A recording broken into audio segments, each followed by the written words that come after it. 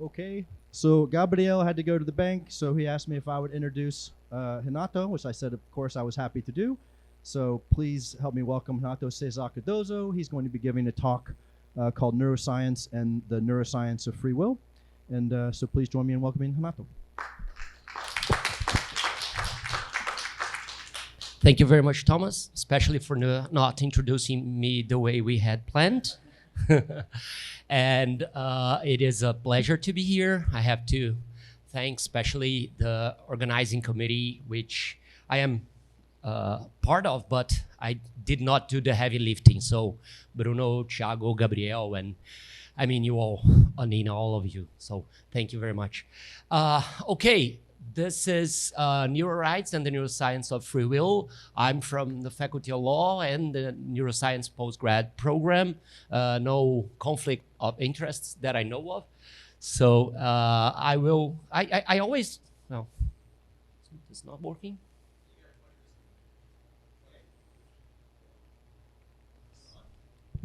Yeah.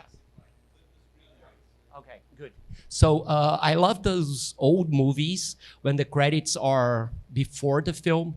So so that I don't have to rush through this. These are my main affiliations. So Faculty of Law, my research team, LAND, which is Laboratório de Neurociência e Direito, represented here by Karina. Big hug to everyone. And Neurotech, we have ENCT that's for responsible neurotechnology. It's a big research group in all Brazil. So the neuroscience program at UFMG and postgrad courses in law. So this is it. I would like to start with a question like Eddie did. Show of hands. No sitting on your hands, please, okay? Does anyone here think it would be a good idea to have it on our constitution? This is kind of the promulgating guy of our constitution, Ulisses Guimarães. And this is the American Constitution, of course. It's so easy to get an image of. And it's a very important document, okay? It's the foundation of our legal systems, either here in Brazil, which is common Romanic, Germanic civil law system, or in the US or in Canada, where you have, other what we call common law systems. But the Constitution is a very important document, as you might imagine. And we have been discussing a lot of things here in these days, about agency, free will, and all this kind of stuff. And I'd like a show of hands. Who here thinks it would be a good idea that we should put this on the Constitution? Every citizen has the right to have a soul. So is that a good idea? Should we put this on the Constitution? Okay. I will try to convince you guys that's not a good idea, but also I have to give the credit. This joke of the right to have a soul. It's not mine, it's Thomas. We were here, not here, but we were here in Rio about 2 years ago, and we were discussing the right to free will.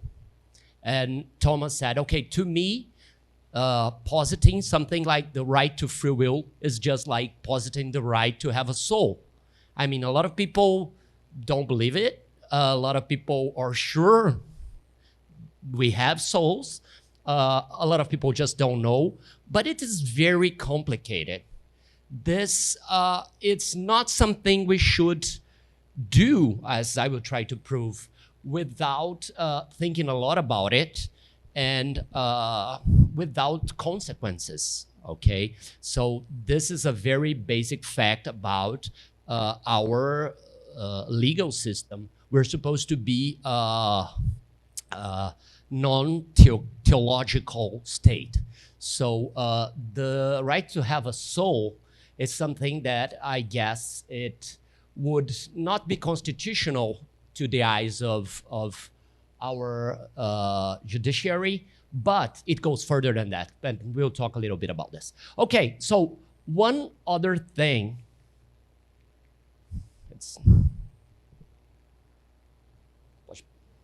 Okay, so another thing that came up last time we were in Rio in our conference 2 years ago, about 2 years ago, I remember distinctly Santiago Amaya, yeah, gave a great conference, and he was talking about this paper. I don't know if you can read it, probably not, but this is a paper by Joshua Green, and it's a very interesting title. I always recommend it to my first year students when they're starting, and it's called "For the Law, Neuroscience Changes Nothing and Everything."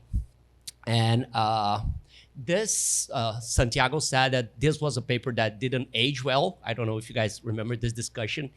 And some of us were, kind of outraged by this. And I'd like to pick up on that a little bit because it makes a lot of sense to me. And I'm still advocating after all the time for something in these lines.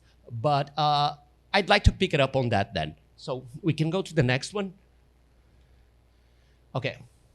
So this paper is from 2004. So imagine almost 20 years ago. And the discussion on free will and its impacts on law was already starting to, to bubble up and gain critical mass. And this article was, in a way, a response to a previous article by Professor Stephen Morse. We'll talk a little bit about him. But in this other article, Stephen Morse, which is this guy there, so he wrote a previous paper in line with other papers that said new neuroscience, old problems. And in this paper, he was basically saying that, okay, neuroscience has nothing to do, brings nothing new that will shake law, that will have to change our intuitions about law, they will have to change current laws, we'll have to, there's nothing like that coming. So neuroscience will bring new technologies, new ways of proving stuff in court. Maybe you have better tests, neuropsychological tests to see if someone is responsible or not, if someone is, legally responsible or someone is schizophrenic or something, but it won't change law in any fundamental way. So this is what Professor Stephen Morse from Pennsylvania was arguing. And this is in line with a lot of people. He's not alone in this. We basically, in neurolaw, focus much more on American law or common law. But this is an argument that has been made in Germany as well. So you have this very important German criminal theorist, philosophy of law as well, Hassemer, and he recently passed, but he was arguing something like, okay, so you guys are from the criminal law, you guys are philosophers of criminal law, don't go for the siren chant, right? Don't be hypnotized by this neuroscience. These guys have nothing to say to us. We are an old bunch, we have old traditional theories, there's nothing these guys can bring that will shake our centuries old traditions. And it always feels weird to me. There is an old blog about Hegel. I'm not sure if it's true, but it's apparently one of Hegel's students once came up to him and said, "Professor, this is a very nice theory. I loved it. It's fantastic. The only problem is that it doesn't match reality." To which Hegel would have responded, "Yeah, that's bad for reality." So, too bad. But this always feels a little bit like this. People saying, oh, okay, so our classical theories of law, of criminal law, of civil law, they're very old and we're used to them. So let's not, give second thoughts to it or to anything new that neuroscience or other disciplines have to offer. Law has the tendency to close itself in an ivory tower. I don't know if it is the same in in other countries. I mean, in some, yeah, there it is. But here in Brazil, it's very clear. Our law schools are always apart from campuses. So you will have all kinds of, phys ed and medicine and, I don't know, arts and architecture in a separate campus. But law school will be on a building of its own, not talking to anyone, philosophy or psychology or neuroscience, because there is this idea of a methodological self-sufficiency of law, and at least the most we can do is like hear what people have to say, but we will decide ourselves, and this is not the way to do it. And so when Joshua Green proposed this in his text, he was saying, all right, so neuroscience for the law changes nothing, like Moore said, but changes everything. And this is the two final paragraphs. So he says, neuroscience is unlikely to tell us anything that will challenge the law's stated assumptions. However, we maintain that advances in neuroscience are likely to change the way people think about human action and criminal responsibility by vividly illustrating lessons that some people appreciated long ago. Free will, as we ordinarily understand it, is an illusion generated by our cognitive architecture. Retributivist notions of criminal responsibility ultimately depend on this illusion, and if we are lucky, they will give way to consequentialist ones, thus radically transforming our approach to criminal justice. At this time, the law deals firmly but mercifully with individuals, whose behavior is obviously the product of forces that are ultimately beyond their control. Someday, the law may treat all convicted criminals this way, that is, humanely.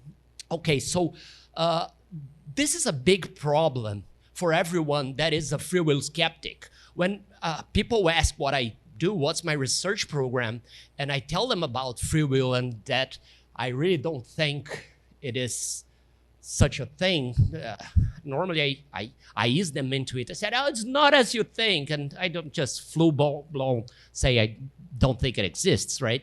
And people, they get crazy, and the first reaction is, well, wait a minute.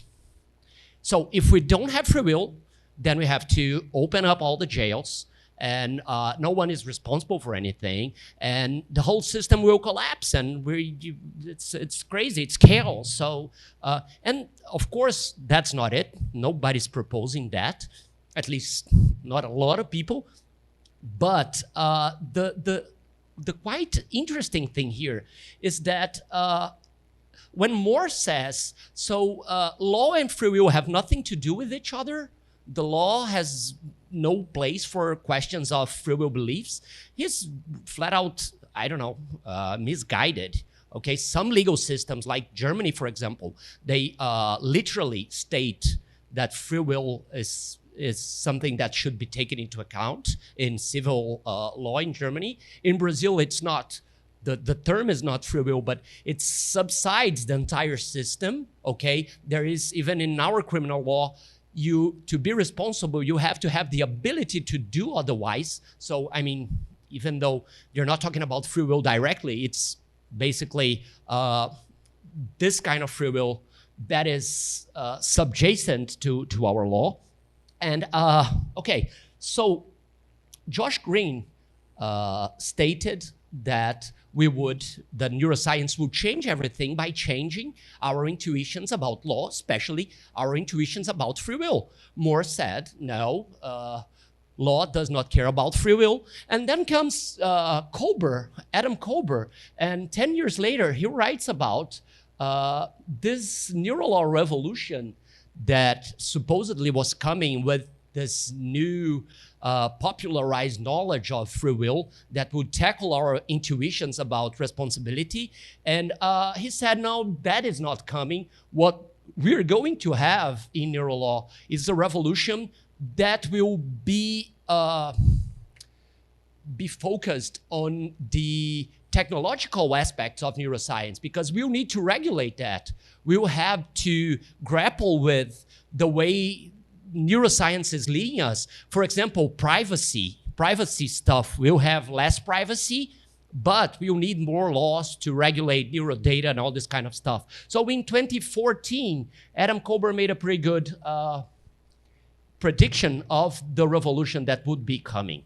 So in 2019, there was a paper called No Revolution Yet, but I mean, just for, okay, this study is a fantastic study, and this is the kind, I really tried not to talk about Phineas Gage and this kind of stuff, because no one can put up with that anymore.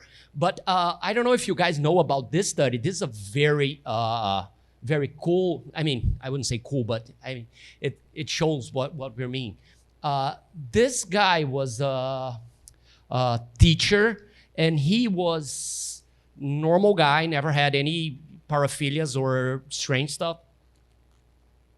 And then all of a sudden, his wife starts to notice that he's becoming more impulsive and more sexually assertive. And she notices that he starts to grow an interest in pornography. And, you know, this pornography starts getting younger and younger. And he's having inconvenient sexual behavior. And finally, he makes a move to his stepdaughter, and she finally calls the police because she said, okay, so this is. And okay, when this guy is sentenced, the judge sends him to a 12-step program, because that's what you do in the US. You send people to a 12-step program. And when this guy was having this program, because of course you choose that over jail, right? No, you know how pedophiles are received in jail everywhere. So when he was in treatment, he made sexual advancements to the nurses themselves. So he was reported, and he was going to jail when he had a seizure. And they rushed him to the hospital, and they found this huge orbitofrontal glioblastoma. And I don't know if it was a glioblastoma. Yeah, I think it was. But anyway, the size of an orange almost.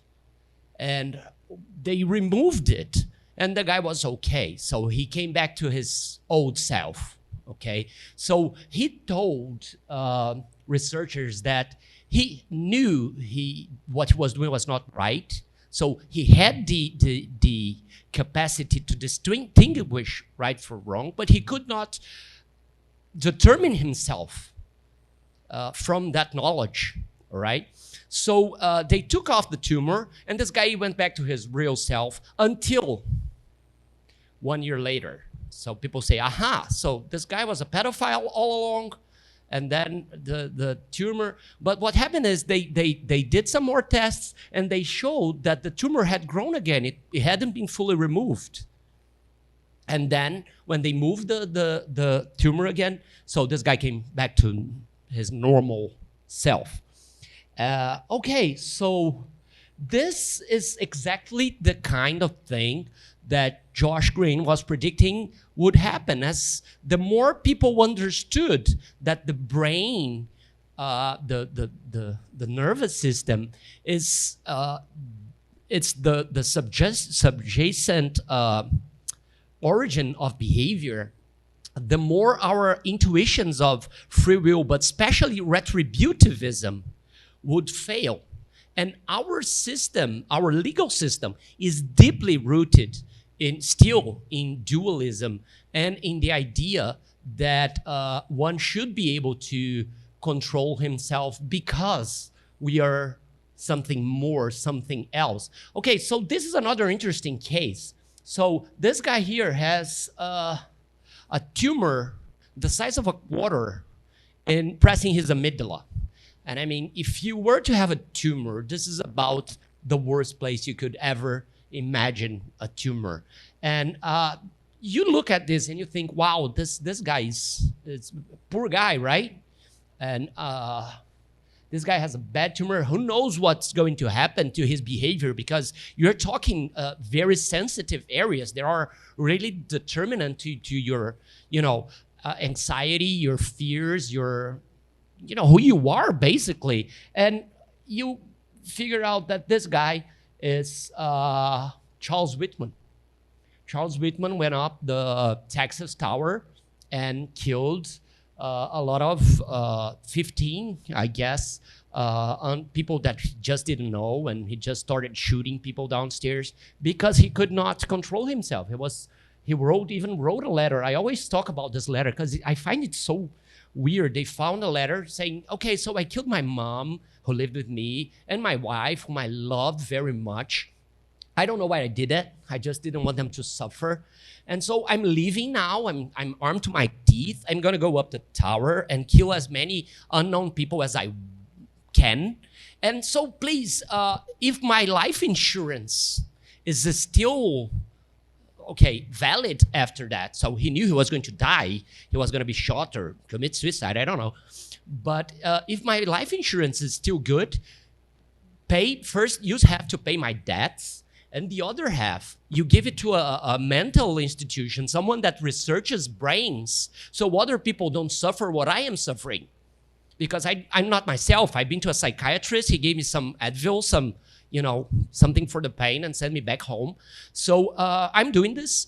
And the weird thing to me is, something really wrong is happening in this guy's brain under this hood, metaphorical hood. Because if you are leaving your house to kill as many people as you want, and you're still worried about your debts, and you're like, use my life insurance to pay my debts. Okay, so being a serial killer is okay, but dying, leaving debts behind, it's somehow not.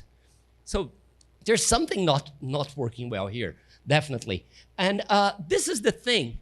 These are clear-cut cases. You have a tumor in your brain. Okay, so does anyone here think that this doesn't matter at all for free will? Show of hands, seriously. Does anyone think that guys like that one with this, huge orbital frontal tumor, or this one with a tumor in his amygdala, these guys simply, this is almost like a philosopher of law trying to make my point could imagine as a thought experiment, right? So this is, to me at least, it's clear cut. I've seen people that said, no, but this guy could have controlled himself some way. If he could have gone to a psychiatrist, then he could, seriously, you can't know who you would be if you had, orbital frontal or an amygdala tumor like this. So the thing is, this does alter our intuitions about responsibility, about free will, about legal responsibility, about what should we do to these people. And what I always ask my students is, if we had caught this guy alive and his tumor was operable, we could, take it off. Then what should we do with him in criminal terms? That is yes. Just, yeah. Okay, if I completely agree with you that if we had this guy and we could not take his tumor off, this guy is really dangerous, psychiatric hospital, safety measures, the whole bunch, right? Keep this guy in a hospital until he's not dangerous anymore or until he dies. But what if we take the tumor off and then he's absolutely not dangerous anymore? What should we do? How do we justify keeping him in a hospital for the rest of his life if he's not a danger anymore? Only on retributivistic grounds, I guess, right? And because then you think of victims, you think of families, you think of all this stuff. And whenever I talk about this, people look at me and they point their fingers at me and said, you are a terrible person. You're defending bad guys. You're not a well citizen, I would call it cidadão de bem. You're not a good person. You're defending the criminals. This is because, and it always happens. They say, this is because it hasn't happened to you. It hasn't happened to your daughters, to your father, your fiancé, or anyone. And they point at you. And my only answer is, yes, you're right. The only reason I can talk rationally about this kind of stuff is because I'm not involved in it. I'm not part in it. I can only talk rationally and in a calm and non-emotional manner about Whitman is because I don't know any of his victims. If I was a victim or my mom was a victim, then I would not want punishment. I would want revenge. I would not want legal punishment. I would just want torture. And I'm pretty sure about this. But in the end, this is why we have the state. And this whole project of a liberal state we live in starts when people figure out, well, if I leave the McCoys to punish the Hatfields, then it's over. Society, it's not possible. So we have to have a third party to punish in a sensible way. Because if you were the punished one, okay, so you have two kids, one hits the other, the small one calls his big brother, the big brother goes, and beats the other one, so we'll call his bigger brother, and then in the end you have Hatfields and McCoys. You have blood feuds. So the state is supposed, the third party judge is supposed to be neutral to this. Of course, no one is neutral. No one is, it's made out of, maybe an AI. That's a whole other talk. But yeah, let's not go into that now. But no human beings are that you don't jump your shadow, as Heidegger put it. You don't get out of your skin to judge real life cases, but you are supposed to distance yourself. And if you're apart, it's very hard to do that. So the thing is, when we talk about tumors, it's pretty easy to understand that something's wrong. But when we question free will in a much deeper sense, then we are in much more shaky ground. And was very hard to me, because I would give this talk 5-6 years ago, and I use rhetorically Libet's paradigm as the nail in the coffin of free will. And and I completely changed my mind. And that was a core belief, it's hard to shake core beliefs. You guys know that. And this was very hard for me to give up. Today, I don't think that Libet is the nail in the coffin of free will. It's the last word. But there was a recent paper on Mallius and Marcel Brass and Furstenberg, and it was called "Why Neuroscience Does Not Disprove Free Will." And what they did was show why Libet didn't disprove free will. So that is the thing. Neuroscience and Libet are two different things. I'd say neuroscience is a bit more comprehensive than Libet, right? And there are, for me, a lot of good reasons not to believe, at least naively, in free will, at least in a non-problem critical way. But I don't think Libet does the trick, at least not anymore. It's good indicator, but there are still a lot of other reasons. We'll get to that. Okay, so the thing is, neurolaw. What is neurolaw, and why does it matter? Okay, so if you look back around 30 years ago, and 30 years ago in terms of science, that is yesterday, right? 30 years ago, it's roughly when they invented, or they started using fMRIs. And all of a sudden, you had this huge window into human behavior that was a black box until then, right? So it was a big hype.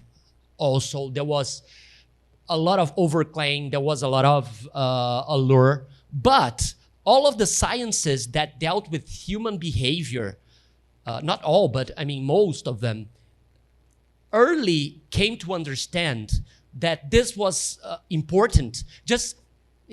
Of course, the first guys who understood the power of fMRI to understand behavior were the guys at marketing, Emory College, right? And of course it's marketing, because there's so much involved and there's so much money to be made out of deciphering why people behave this way and not that way. They buy this and not that. But so soon after that, a lot of other sciences came, right? And neuroeconomics, for example, and neurolaw. Okay, so people ask me all the time, what is neurolaw? Right? What it means? Where did you get this from? And it's something that 10 years ago no one would ever have heard of. At least now people know what it is, right? And the thing is, I always tell people, it's basically the intersection of law and neuroscience at the point that we study the same thing. And people always look at me funny and they say, Renato, are you crazy? So neuroscientists, they study, I don't know, genomics, neurons, glias, potentials, whatever, neurotransmitters, and lawyers study the law. And I always have to explain myself, because if you think about it for just a while, you'll see two things. First, that of course there are neuroscientists that work with glias and neurotransmitters, but a big part of neuroscience is about behavior, right?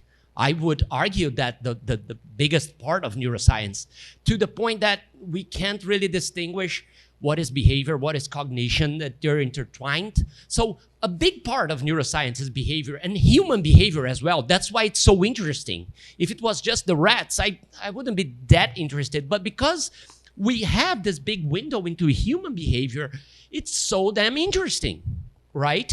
And when you think about it, what is law? So if you are from jurisprudence, you don't teach our object is not the law. Ultimately, it's human behavior, because the law does not grow on trees. You know, law is human behavior. Law is directed at human behavior. It's some human behavior comes from one tyrant or from Congress or, you know, day-to-day things. But it's human behavior, and it's directed towards human behavior, and it only gets concrete with human behavior, be it a judge, be it someone that follows the law spontaneously, but it's human behavior in the end. So we're talking about the same thing in different perspectives, but there is a lot that the law has to learn from the neurosciences. So traditionally, we have Adina's famous definition of neuroethics, right? So that would be the ethics of neuroscience and the neuroscience of ethics. Beautiful definition, very useful as well. And some people, famously Jennifer, have defended this kind of dual division as well.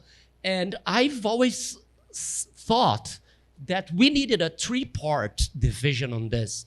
One is the traditional neuroscience in law, something like neuroforensic law, like forensic neuroscience, okay? It's how we see the law used in courts, okay? So that is a cartoon in the New Yorker. It's a joke about people trying to use fMRIs to see if someone is telling the truth or telling a lie, right? There's been a famous case in the US, the Semrau case, which was a doctor that was accused of fraud against the insurance companies. And he tried to make the courts admit fMRI proves that he was telling the truth. And the court said, okay, so we do not have sufficient scientific agreement on this. I think they were really smart about this. Of course, there's not, but they didn't decide, okay, so you can't use it. They just said, no, for now it's controversial. But I think even if it was not controversial, we would have a big problem, because in democratic societies, you are entitled not to produce any proof against yourself, right? And then, of course, you can't mandate someone to get into an fMRI to show if it's telling the truth or if he's lying. But what if it was the other way around, like Semrau tried to do? I will use it to defend myself, you know, as a term of, because I'm accused, so I can produce all kinds of proofs. Still, I don't think it should be accepted, but it's another story, because then you will produce the kind of counter assumption. So if you don't do it, people will assume you are lying, right? And I mean, and this is not cheap. This is not easy to analyze. But this would all fall into the category neuroscience in law. So there's also the neuroscience of law, and that would be like those Buchholz studies when he asks some judge to make a legal decision, like if someone is guilty or not, or being guilty, how many years should he get in prison? And they just look to see what kind of neural basis this has, right? Which kind of areas do activate. And they have shown there are two very different mechanisms. One to see if someone is guilty or not, and the other one to see how much guilt and punishment this person deserves. So that is the famous judges in Israel in the breakfast, the Danziger study in Israel. So that showed that judges, when they are, Sapolsky talked about this, when they're hungry, they're much more, biased to convict in these cases. But I mean, there is neuroscience to be made on that. And in the end, the last one, that's the one that most interests me here, it's the law of neuroscience. And so the law of neuroscience is the legal regulation of neuroscience. And this comes in two parts also. So there is the regulation of neuroscientific making, right? So we have IRBs, right? Ethics committees. And we have to send our research, the research we want to do, to these committees to see if everything is ethically okay. But imagine something. We need legal regulation on that as well. Okay, let us imagine that some crazy scientist wants to do, torture experiments and test them on an EEG on people being tortured. I mean, that is legally impossible, right? There are a lot of regulations that you should follow to test a new drug, for example, okay? Or to do TMS or this kind of stuff. So, law on neuroscience, one, it tackles the question of what we do, how we do neuroscience, all right? So there are another question of how to deal with the data that comes out of the science, comes out of, that we produce by the science. And it's a lot of data, and it brings about the next question, that is the law on neuroscience, just not about what neuroscience, how neuroscience is made, but about how we use neuroscience, right? And all kinds of applications of neurotechnologies. These are really important. So when we talk about a neural law revolution, Kober was basically right. I mean, I don't see a lot of people questioning free will in the streets. And neuroscience right now is much more popular science than it was 20 years ago. So you will read a lot more about it in common newspapers. I mean, not newspapers, they don't exist anymore, but you know what I mean. And but the discussion that is really prominent right now is the one about neural rights. So there's a lot of people that have never heard of neural law and just skipped right into neural rights without realizing this is just a part of the neural law debate, which is much more interesting, I'd say, but people are just worried about the uses and how this technology, neuroscience, can be abused, what big techs are going to do with it, and how people are commercializing our brain data, and this is the thing, and how they will set algorithms. So the debate, the real revolution, is starting not from the basic assumptions about how our brains relate to our behavior. It's not about neuroexistentialism, as Dirk Pereboom and Michael Flanagan, I don't know, they have this book on neuroexistentialism. And I mean, it's not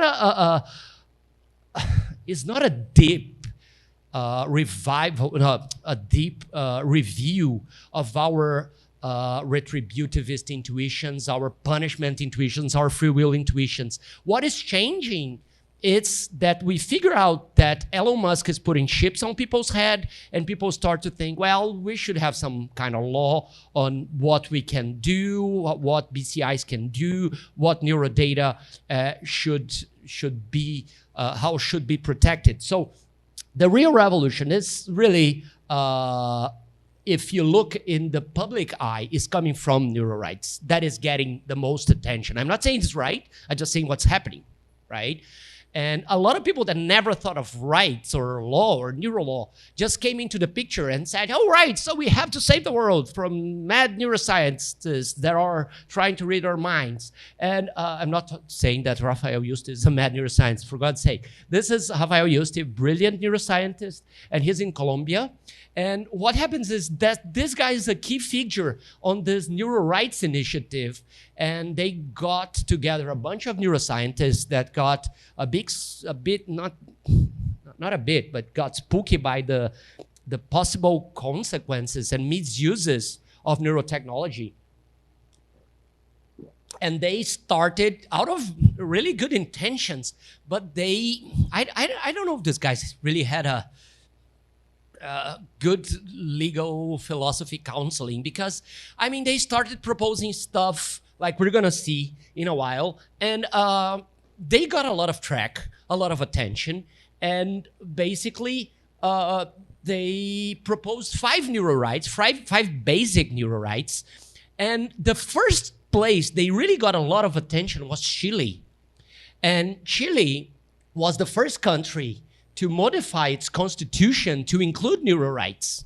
So in Chile, in 2021, they approved this modification in Article 19. It says scientific development, scientific and technological development, it's in service of people and will be taken, will be carried on with respect to life and physical integrity and psychical integrity. The law will regulate the requisite conditions and restrictions for its use in persons, taking care especially to brain activity, as well as information that comes from it. So, like Mexico, that was the first constitution to safeguard social laws. It's a very important constitution, 1914. Chile was a pioneer in putting into the constitution neuro rights, right? So this is a very simple article. The first big case in Chile based on this law was the one against Emotive. You guys know Emotive? It's a mind reading. They sell it like that. Equipment that, you know, it's an EEG, a very bad one for all I know, very noisy, but you can do simple stuff with it. So the guy that, the senator that was responsible for this law also was the first guy that asked for this Emotive company to get his data back. So this happened in Chile because Houston, some others came and had direct contact with the senator. So this political thing, they're really lobbying for this kinds of neuro rights. And okay, I think it's important. I think it is there's a set of very important issues we should talk about, but we have to be extra careful about this, because otherwise you will make a mess and you may get really discredited. We're talking about this in these discussions, and then you lose the opportunity. So what happens in Chile now is that they had a movement to have an entire new constitution, and they spent some years drawing a new constitution, and it went to a vote. So people were on the streets and said, we don't want the old constitution, the one which was reformed to include neuro rights. So they wrote a new constitution, And they passed the last years discussing it, and now it got rejected. So it's 2024. We don't know what Chile is going to do, but so the last constitution is still valid. The new one hasn't been approved, so they still have these neural rights. And cut to Brazil. So in Brazil, we had one senator, a group of senators, actually, that clearly inspired on Eustace's proposition on the Morningside group, the Colombia Initiative, Neural Rights Initiative, and they suggested a change in the Constitution. So an amendment in the Constitution. This is some important stuff. This is not some legal, the city of the small city. No, this is the Constitution. And they said, very inspired in the Chilean case, that we should have an article in our most important article of our Constitution, which is Article 5, that treats with fundamental rights. So you have, right to express yourself and to, all of the not to be tortured and habeas corpus and all this kind of things. So they wanted an 80th part on this article that said the scientific and technological development will maintain mental integrity and algorithm transparency in the terms of the law. So very simple, based on the Chilean proposition. But when I heard about this, I called all of the neuroscientific community I am in touch with in Brazil. And I mean, I've been around a little bit, much older than I'd like to be, but know a lot of groups. And people were like this, Jesus Christ. No one had heard about this. So this is just one senator and one public lawyer in São Paulo that went around and said, okay, so it would be a good idea if we change the Constitution on this. And the scientific community was not heard at all. So there are a lot of problems in this kind of propositions. So if you guys are on neuroscience, okay, a lot of people here are on neuroscience, get this, they are putting a lot of regulations and no one from the neuroscientific community has been heard. For example, I strongly believe that we do have a privacy issue and neurodata should be regulated. We should have constraints on who can use neurodata, how they can use it. But I really think it is a good idea to separate big techs and markets from scientists and labs and research groups. I mean, of course there has to be restraints, but if you treat them all the same way, you will end up just not permitting science to be done. So there are a lot of fine-tuning to be done. Otherwise, we get crazy stuff. And I mean, a lot of really important science in this country are really worried about these kinds of regulations made without anyone hearing about it. So just a quick, my time is almost over, but this is the neural rights paper by Rafael Yuste. This is already a little bit adjusted after a lot of criticism on the initial paper, but this is already, it still shows some of the same problems. The thing is, they're proposing neural rights, okay? And, okay, so they're proposing, the first one is the right to identity. So the second is the right to agency. It used to be the right to free will, we'll discuss that. And then the right to mental privacy, the right to fair access to mental augmentation, and the right to protection from algorithmic bias. So the right to identity. I've been researching for 20 years now, what is free will? Philosophically, physically, we had physics professors talk about indeterminism and determinism, all that thing. We had psychologists, we had philosophers, we had lawyers and all that thing, psychiatrists, talking about what free will is, what it means. But I have a very good friend, Professor Brunello, worked with Savulesco, for example, and he's been researching for more than that, more than 20 years from Parfit and stuff. What is identity? What the heck does it mean to say you have the right to identity? Okay, we can discuss that. We can discuss if we should establish in the Constitution a right to identity, but I assure you, there are as many ideas of what identity is and what is fundamental to identity as there are philosophers of identity. There's thousands of different views.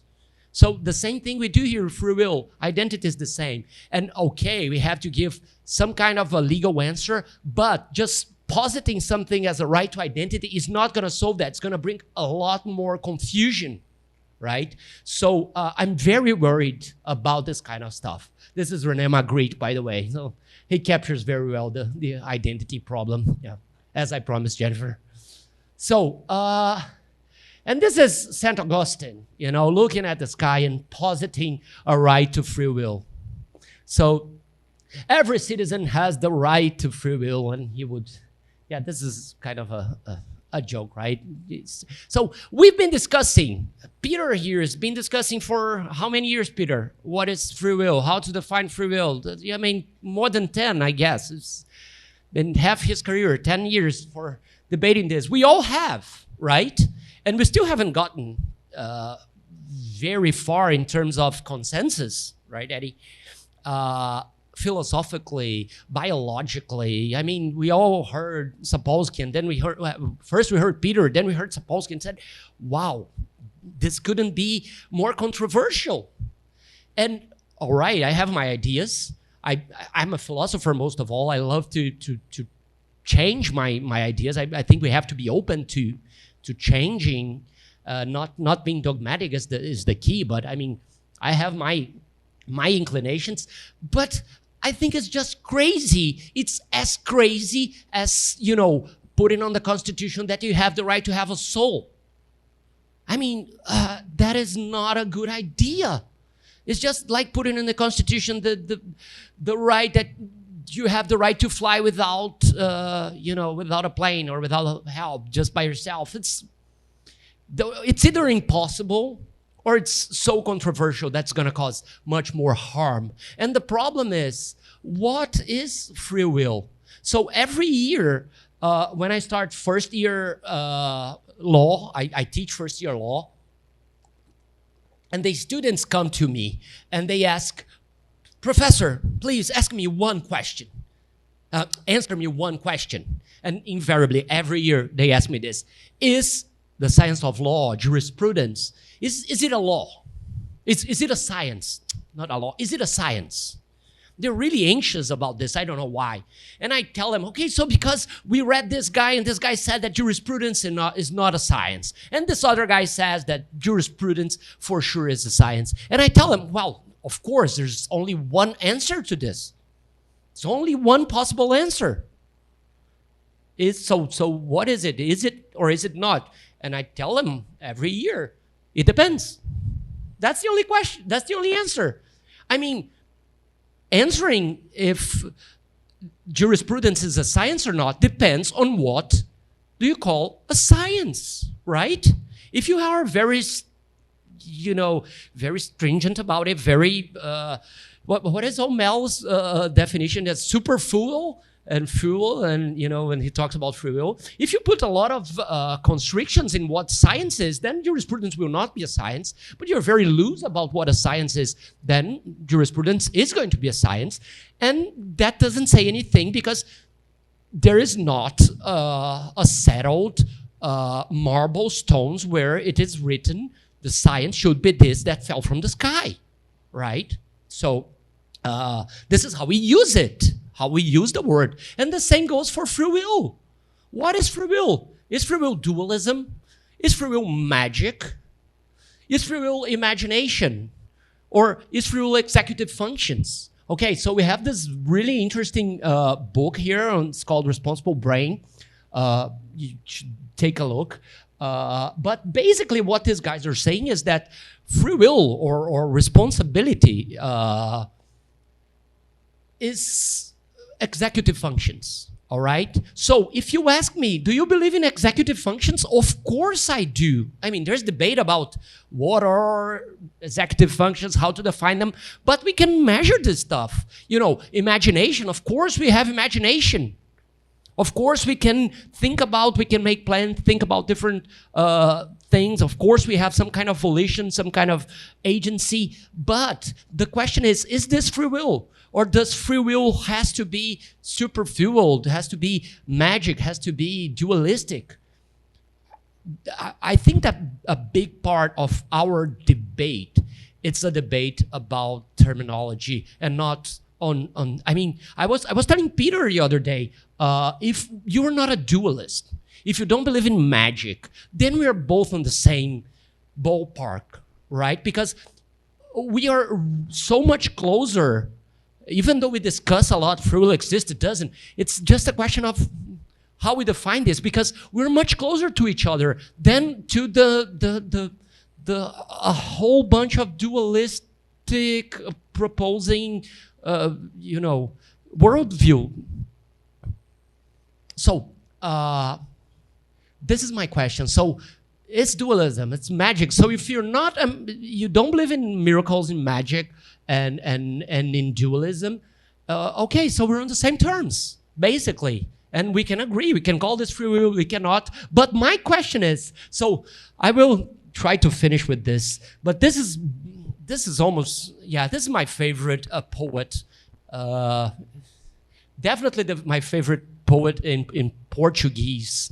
And this is Fernando Pessoa, and he used to write with, with this pseudonyms. Yeah, and this is Alberto Caeiro, one of my favorites. And he has this poem in which he says, mas se Deus é as flores e as árvores, e os montes e o sol e o luar, então acredito nele. Então acredito nele a toda hora. Que a minha vida é toda uma oração e uma missa. E uma comunhão com os olhos e pelos ouvidos. Mas se Deus é as árvores e as flores e os montes e o luar e o sol, para que lhe chamo Deus? Chamo-lhe flores e árvores e montes e sol e luar. So translating for the international crowd. So if God is the flowers and the trees and the mountains and the sun and the moonshine, then I believe in it. And then I believe in it every time. And my whole life, it's a praying and a mass and a communion with the eyes and through the ears. But if God is the trees and the flowers and the mountains and the moonshine and the sun, why do I call it God? Why don't I call it flowers and trees and mountains and sun and moonshine? And that is exactly my point. So if free will is imagination, if free will is executive functions, why do we use this word, metaphysically loaded, that brings us so much confusion? Right? And it's been 2000, at least since Augustine. I mean, this is debatable whether free will was already in the Stoics or not. Definitely not Aristotle, okay? Don't start me on that. But it wasn't the Stoics or, of course, St. Augustine. So it's almost 2,000 years that we are calling free will something that depends on dualism. Just saying, oh no, so now we figure out that dualism doesn't make sense. Let's keep free will and just take dualism out of the picture. Doesn't make a lot of sense to me. It's resignifying a lot of stuff we don't need to. So this is my main philosophical point. This stuff brings more problems than good. Let's talk about imagination, categorical neurons, and this kind of stuff. We are much more prepared for that. So, obrigado. Thank you.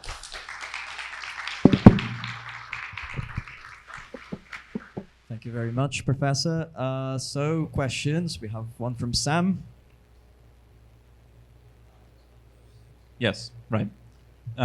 Just to clarify, when people enumerate these kinds of very specific rights, I am curious as to what prompted that specific thing, because I imagine they have something in mind. They say, okay, we need to specifically enumerate a right that covers this sort of case. So when they say the right to free will or the right to agency, what is it that they have in mind that right would then protect or cover? What do they see as the threat?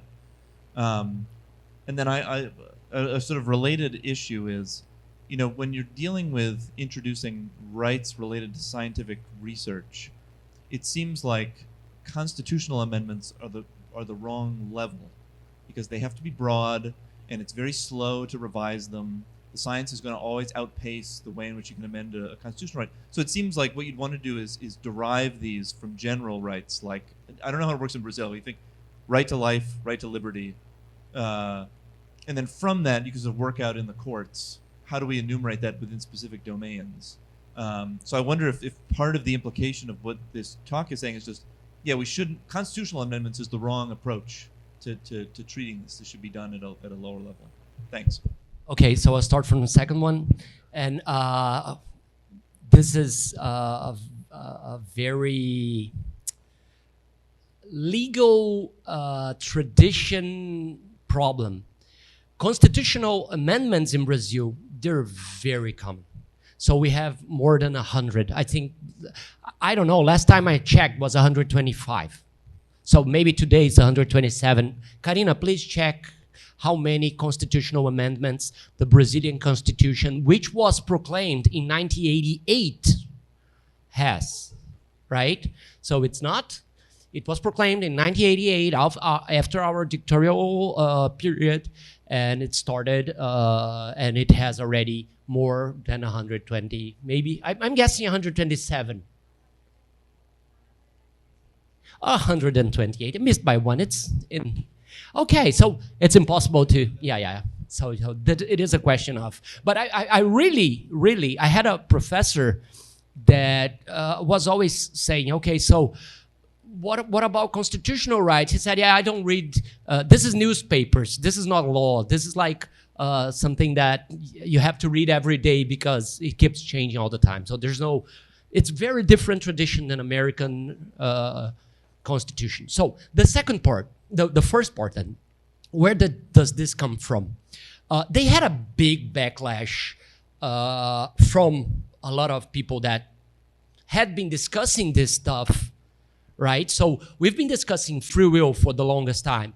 And then out of the blue, you have some neuroscientific crowd that it's really does great job, but and this is not, wow, they went to the park and didn't call me. This is not like a kid's thing, You should integrate the entire community, not only neuroscientists, not only philosophers, not only politics, but everyone is affected by this, right? And what I see in the Colombia initiative, it's some guys that were really concerned, had a really good heart, and were really scared about the repercussions of this neurotechnology, and went about lobbying for some neuro rights that they thought were important. So they had a backlash, so they changed. For example, they had, and this. So the right to identity, the right to free will, now they have the right to agency. What were they worried about? Undue manipulations, right? Someone will do some kind of, spooky neuroscientific, manipulation so you don't have free will, you will buy my products, or you will do, I don't know. People already do a lot of this with big data and social media, right?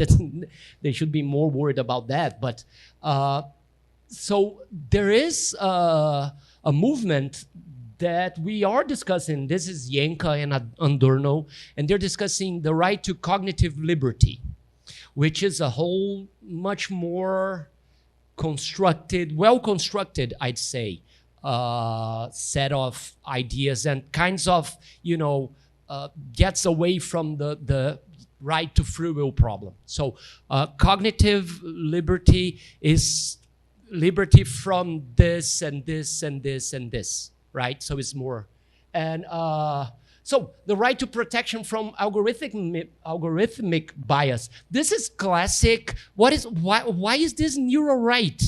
I mean, this is not neuro. This is AI, and this guy's, it's not well thought of. And then they go, okay, so the original was the right to protection from algorithmic decision bias. And then someone said, well, this is nothing to do with neuroscience unless you were talking about, and then they said, technologies that insert prejudices using neural data. So it's not very well thought of, at least to my taste. Right. So I'm really just curious about number 4. Why?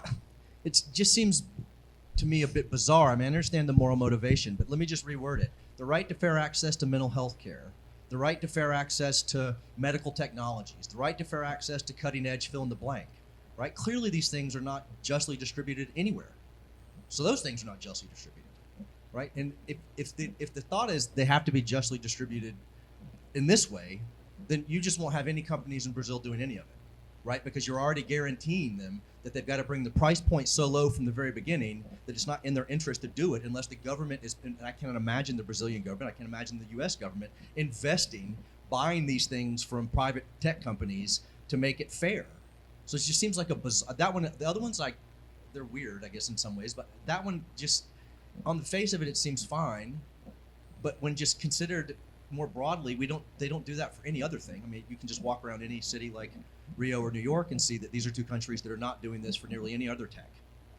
So what is, in terms of like the debate or the discussion, I mean, I know what you don't want is the rich being made smarter. Yeah, and all. I mean, I understand that, but we already do that. I mean, you have access to things now that will make your life easier, make you more productive.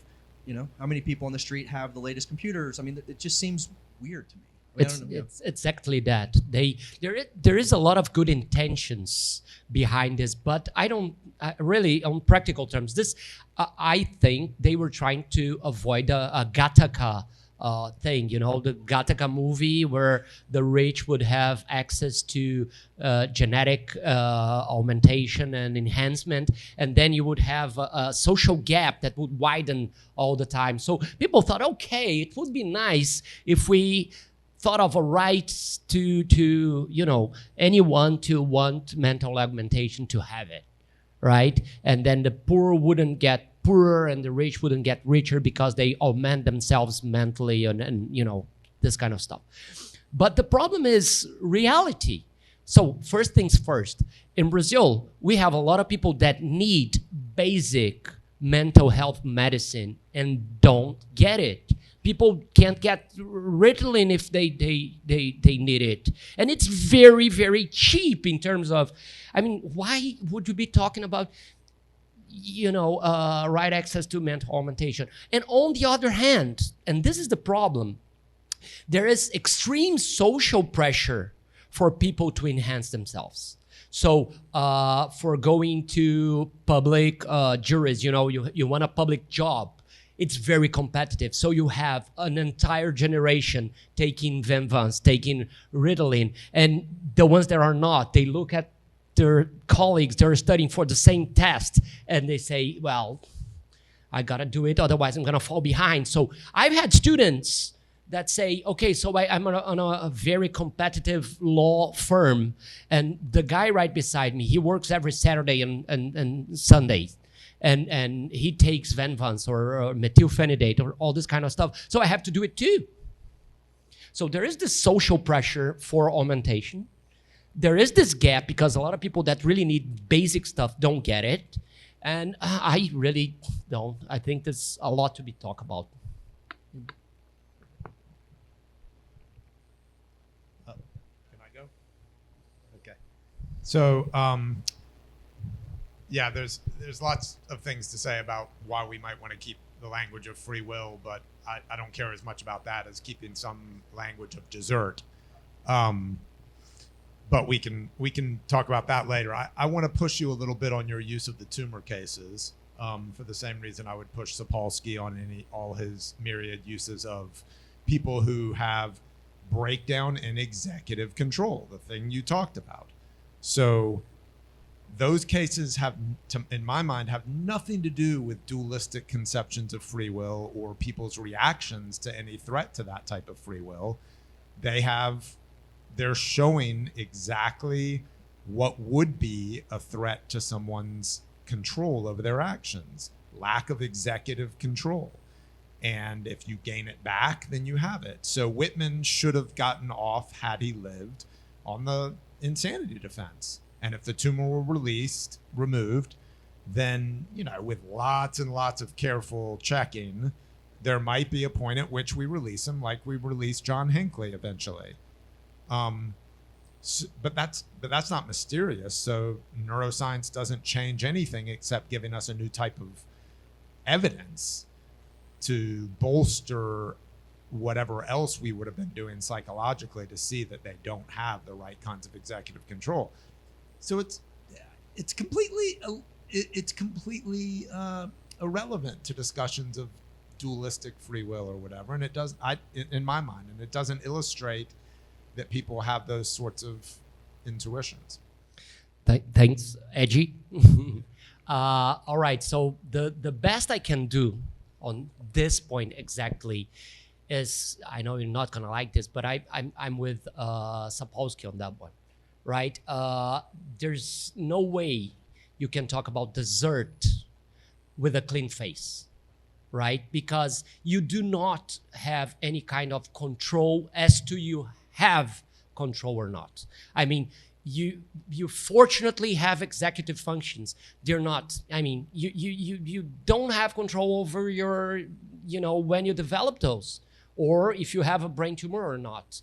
And I mean, it's very useful in a practical way to distinguish these two things, but do not think about dessert. I wouldn't think about dessert in this way. And one thing that really taps me in the wrong way is we live in Brazil in one of the most pornographic, unjust societies in the world. It's much worse than in the United States, which is already very, very bad. But here in Brazil, it's outrageous. And the worst part is that I see a lot of self-serving bias on the free will beliefs. A lot of people are not really, a lot of people are angry and want bandits to go to jail, but a lot of people want to assert their merit, and I deserve to have all this richness while those other people are poor and suffering because they didn't want to work, or they're just lazy or something. And we just finished this, Mariana is my PhD, finishing her thesis. Hope she's watching this. And we found a very strong correlation on free will beliefs and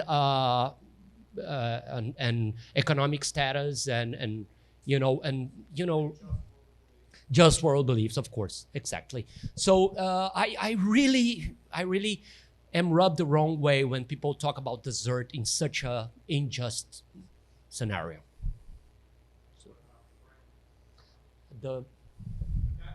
No, please, yeah.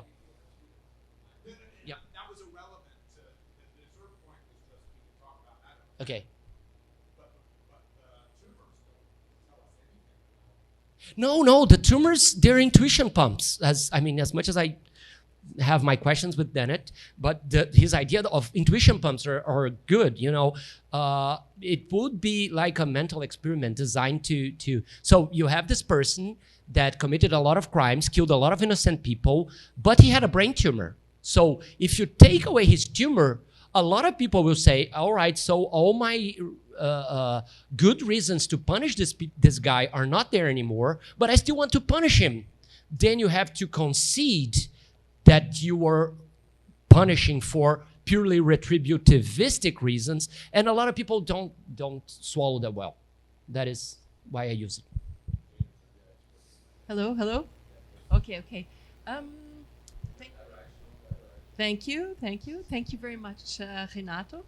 I wanted to come back to this topic of the neuro rights for a moment. I think speaking from a common law jurisdiction in Canada and also picking up on what Sam was saying about the United States, I think it would be a huge mistake for us to put neuro rights in our constitutions for a reason I'll explain in a moment. I don't know enough about the Brazilian and Chilean constitutions to know if it's as big a mistake, although I suspect it is. So if you look back through legal history, every time we get a woo-woo amazing new technology, people are like, oh my God, we need a whole new law, right? And so there's an excellent article in like 1999 or something by an American judge. It was called The Law of the Horse. It was the idea that everybody who wanted an internet law and wanted a new thing to deal with the internet was guilty of the law of the horse, insisting that you need a specific law to deal with every new thing that comes up, as opposed to relying on more meta level principles.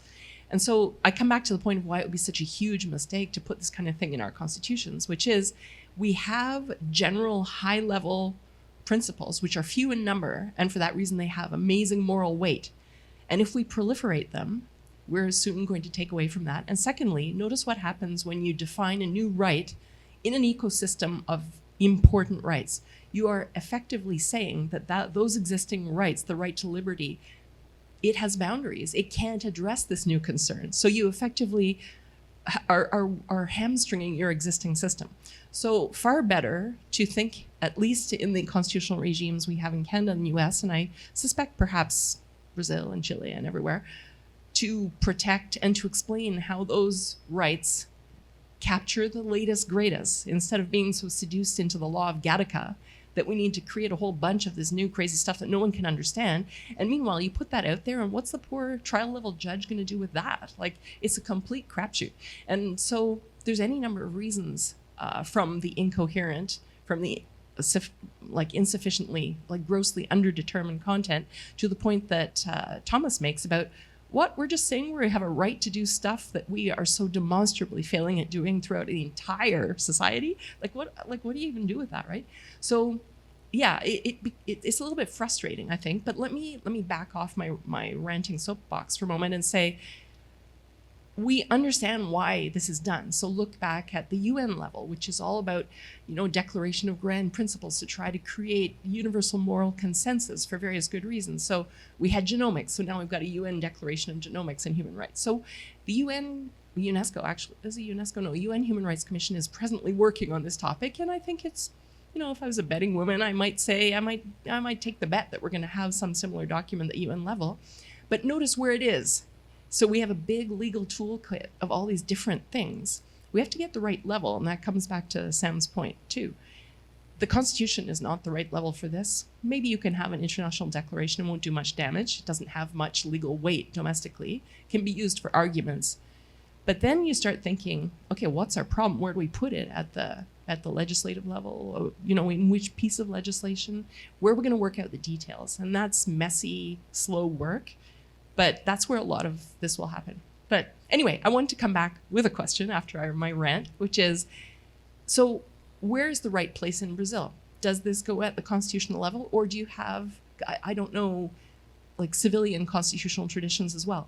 Do you have a similar approach that it's supposed to be the few and the important, or do you put a lot of detail into your constitution and change it all the time? Okay, before answering the question, I have to recommend to everyone, read The Good People, because I learned a lot about neurolaw reading Jennifer, about the law of the horse, for example, that I got from you. It's fantastic text. And if you just know whom to read, that makes your life much better. And Thomas and everyone that's here, you should read, except for me, of course. But the rest, it's good. And I am pretty confident that legal inflation, it's a problem. It's much more of a problem in Brazil. When you have 128, I'm a legal professor. I bet it was 127. It's 128. By the end of next month, it's going to be 130. And nobody can keep track of this. So there is a lot of inflation, and people are doing a lot of law of the horse here, and that is definitely a problem.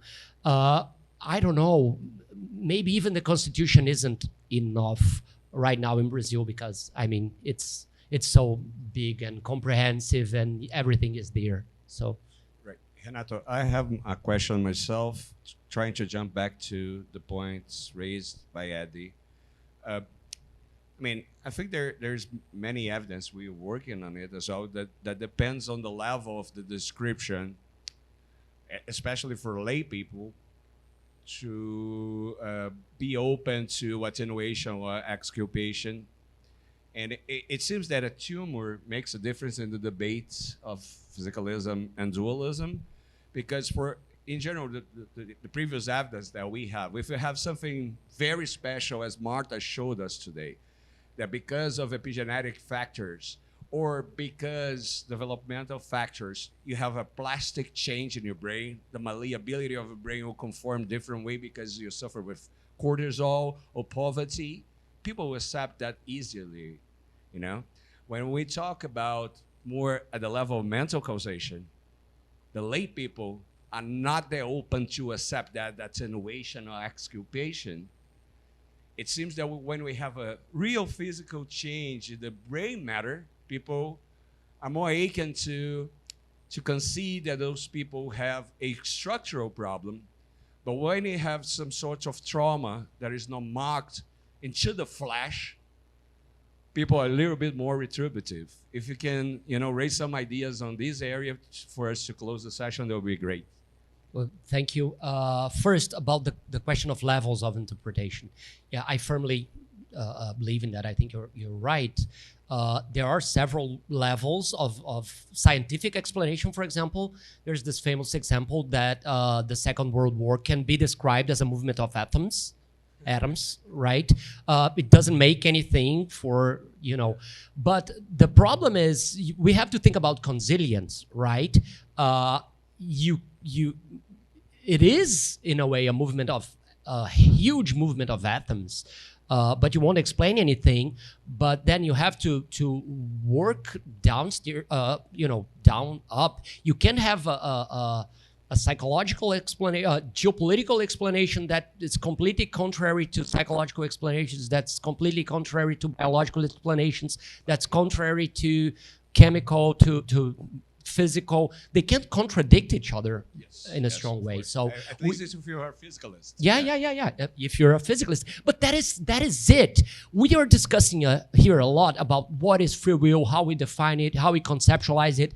I think we would do a much better job if we were out there telling people that their dualistic strongholds, strong beliefs are not that strong, and that we have, a popularization of science and, telling people more about all of this, because in the end, we are here in a bubble talking, all this kind of stuff, and people out there, they're sometimes they're even, they think we're crazy because we're physicalists or anything like that.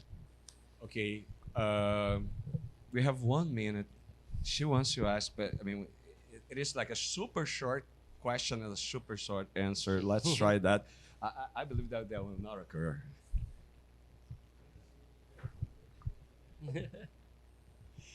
Is it true that our constitution is like hard to read on purpose? Do you know what I mean? Yeah. No, that's not. They're just confused. Now, the problem is on every constitution. So it's a lot of people from a lot of different crowds. There's no one purpose. No one is there. Okay, let's make this complicated. It's, 500 people. If you put 500 people together to settle on one thing, it's not going to be easy. A lot of contradictory stuff. So it's not one people making one complicated law on purpose. It's a process, and processes are hard.